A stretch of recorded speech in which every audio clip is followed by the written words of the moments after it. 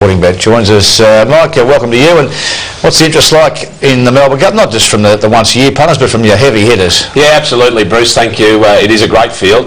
I think the Europeans has taken them about 20 years to work out, but don't send your B and C graders down here. Send your A graders. That's what they're doing. That's why we've got the two at the top of the weights, both winners of the race. Look, it's been a very interesting betting race. There probably hasn't been a lot of interest until about a week ago. Now we've got the final field. I can tell you, Americane's been sensationally backed. Very heavily backed. We've had several big bets at $8, $7 into $5.50 favourite. There's your market, Michael. Take us through that. Yeah, well, Americane's the favourite, as I said, into $5.50 now. Now, Mount Athos, it's the interesting one because it's the one we haven't seen, but it's solid $7.50, very well weighted, and for that reason, a lot of the form blokes have stormed into it. Dunedin, well, we know about it, it's $8. Red Cardo, it's another one we haven't seen, but we saw it last year at $11, and then you've got to get to the $13 for the first of the Australians, My Lucky Day, $13. Green Moon, of course, slightly disappointing in the Cox Plate, $16. My Quest for Peace, $17. And then you've got another Australian, Ethiopia, at $19 with Galileo's Choice.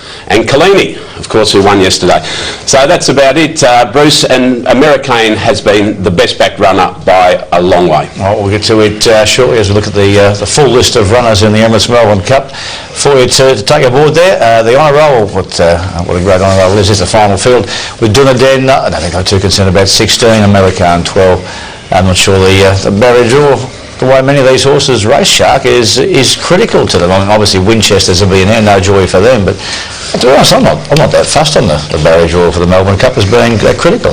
No, absolutely not, and particularly you see on that first page a horse like Red Cadeau, who a lot of people are expecting on weights and measures to beat home Dunedin this year around. Oh, barrier 18 for that horse, he's one that's going to get back, and Michael Robb admitted when he lifted it, he went, oh no, but having thought about it and where he's likely to be and where he was last year, that's probably not a bad thing. I think you're dead right. A few of these runners are really going to be affected negatively by the barriers. It's Melbourne Cup 1 to 24. Now time to get the tips. 1, 2, 3 and a roughie. I'll start with you, Shark. What are you doing in the Melbourne Cup for Tuesday? I'm going to go with Mount Athos. I think he's going to be very hard to beat. He's got terrific form in Europe. He's got the right weight. He's got a very good jockey on his back and a good barrier. That's enough for me. Americane, we know how well he's going. Ethiopia for the locals, and Galileo's Choice, the best roughie. Okay, no 1 or 2. Sorry, no Dunedin there for you. Richard, what about you? I'm taking with My Lucky Day. I think he's back, and if he's back with no weight on his back, and I loved his Geelong Cup, second in the Cup 2 years ago.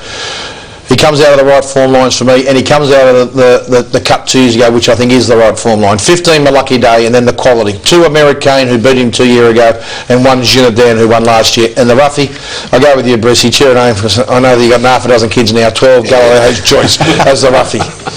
Shane, what do you like in that Emirates Melbourne? Richie, we've got. I haven't, but I'm going to be. No sign of the top two. Betting against the top two. There's no doubt about that. Look, I'm a Callander fan. I liked its run on Saturday. I thought it was a great run, and I'm a big jockey believer. And there's no better in a big race than Bossy, and he's also in great form at the moment. And I just believe in big jockeys in big races. Callander, I agree with you. Red Cadeau. I thought Ethiopia's run the other day was good, and well, if you can call it a roughie, Green Moon, the roughie. We'll be opposing numbers 1 and 2. Okay, it'll be a great day. The weather forecast is a bit mixed. Next 2 days here in Melbourne, it says there might be a shower or 2, and then yesterday we're hearing there might be Armageddon. So who's know? I hope it's not like that Australian Cup day from a few years ago there. I can tell you that Vanderham's here. It was hot. It was really hot. So I'm going to remind you, it was really hot on the Sunday.